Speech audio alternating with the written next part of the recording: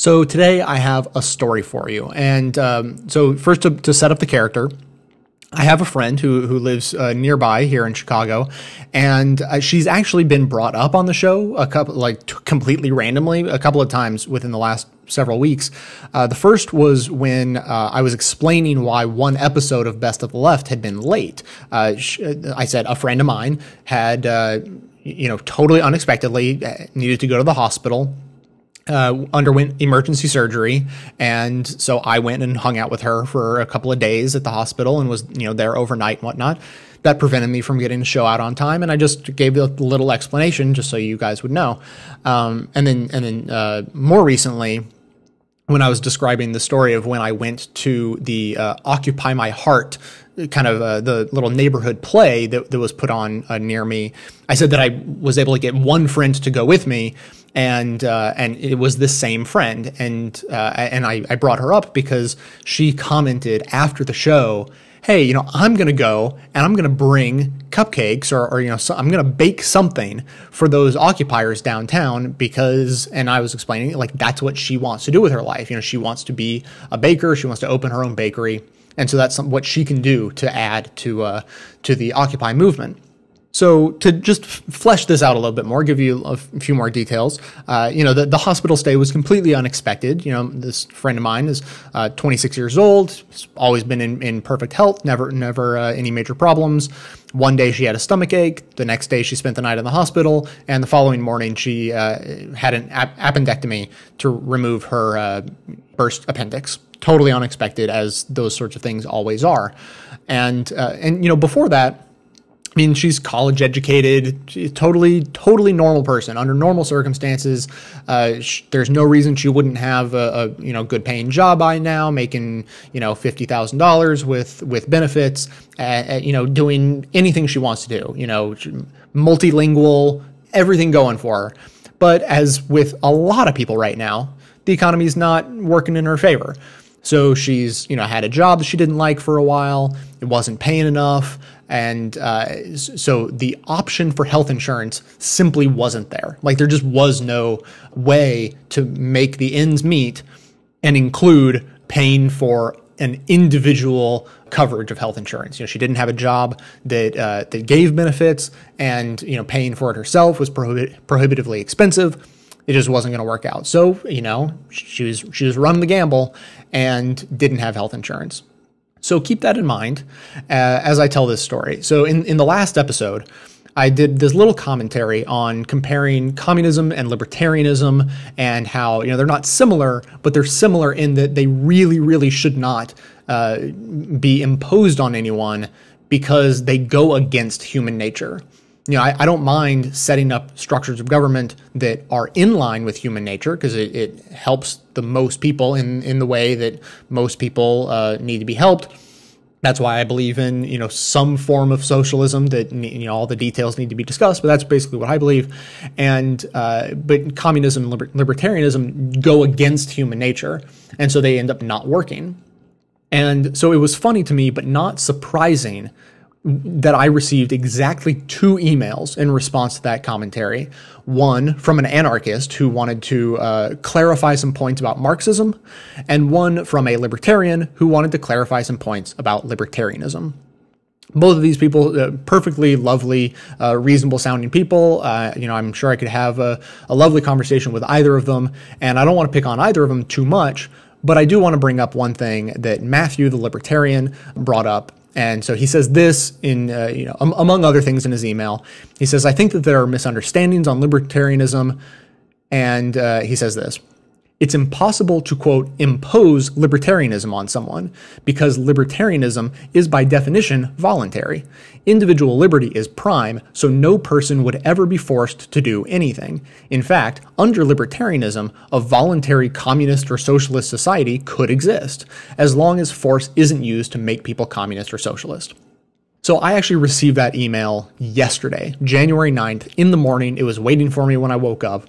And, among all the other things that were said, I definitely could have responded with, different points and different arguments for why libertarianism is not the way to go to make society function in the best way it possibly can. But, those things are a time sink. You end up getting into a back and forth discussion that, even if it's a nice discussion, we just not many people have the time to do that sort of thing.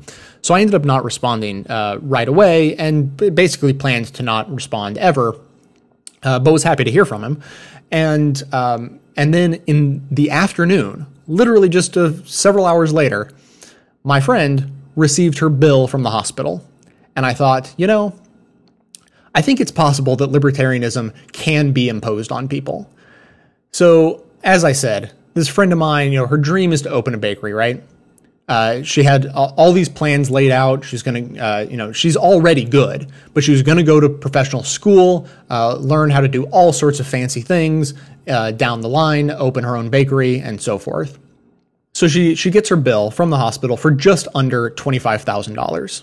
And coincidentally, about the same amount of money it would cost for her to go to bakery school. And I thought, this girl would love nothing more than to live in a society where she paid more taxes but received universal health care. So, I thought about this, and, she and I were talking yesterday, and I said, if society were to pay your medical bills this time, it came out of nowhere. You didn't even have a job when it happened. So you didn't have any health insurance and you weren't paying into the system. But if society stepped up and they helped you with those healthcare bills, then that money, instead of being taken directly out of your pocket, could be spent on something like putting yourself through school, which could then make you an entrepreneur years earlier. And you could, open your bakery, become wildly successful, and, make lots and lots of money and pay lots and lots of taxes that would go into that same system that helped you in the beginning when you had no way of being able to individually help yourself. But as it is, this country is obsessed with this fetish of rugged individualism, and we have let these libertarian ideas seep into our idea of what it is to be American. So now, we're stuck as, you were gambling without, with not having health insurance, basically against your will. You wish you could have had it, but you didn't. And there wasn't a whole lot you could do about it. So you gambled by not having it. You lost that gamble. And now you may have to pay $25,000 to a hospital rather than to a bakery school that could go on to improve your life and make you a more valuable member of society. So I'm not even going to go into any more detail. I think everyone gets the point. And I'm not even saying that this story will necessarily convince any libertarians against their preconceived notions of how society should run. I mean, a story like this speaks to me and tells me, yes, I continue to believe that society would be better off if we all lived for each other. Libertarians simply believe that no one should be forced to do anything for anyone else, and if they want to voluntarily do it, that's great. But really, everyone should be on their own to voluntarily, join up with other people to make their lives better, but not in a structured societal way. So, I'm not even saying that this sort of story is going to change the mind of a libertarian, but what I am going to say is, if you believe that libertarian ideas can't be imposed, then I just think you're dead wrong. Because libertarian ideas are imposed on people against their will all the time. This friend of mine who was just given a bill for $25,000 would like nothing more than to live in a society where she pays more taxes into a system that is there to not only support her when she needs it, but also others. She has no problem helping out others in need, at knowing that society is stronger when everyone can live with the peace of mind that they don't have to worry about an unexpected medical issue financially ruining them and causing them to delay what they want to do with their life to follow their dreams and do what makes them happy, but also do what makes them more productive in society. That is the choice that she would like to be allowed to make, but because of the structure of our society and the libertarian ideas that have infiltrated it, she doesn't have that choice.